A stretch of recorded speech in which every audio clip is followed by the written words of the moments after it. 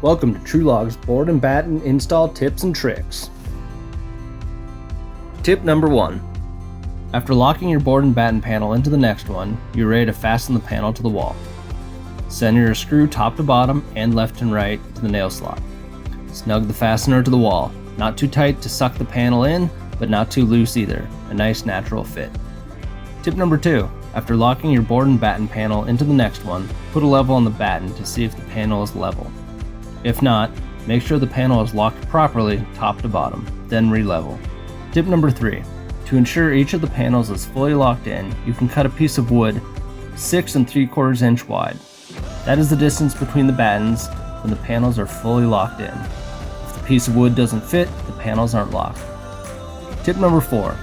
To ensure you don't get out of line going across your walls, you can make a chalk line from your soffit to your rat stop where each panel should be. You don't want to stretch the panel to meet your lines or shrink the panel.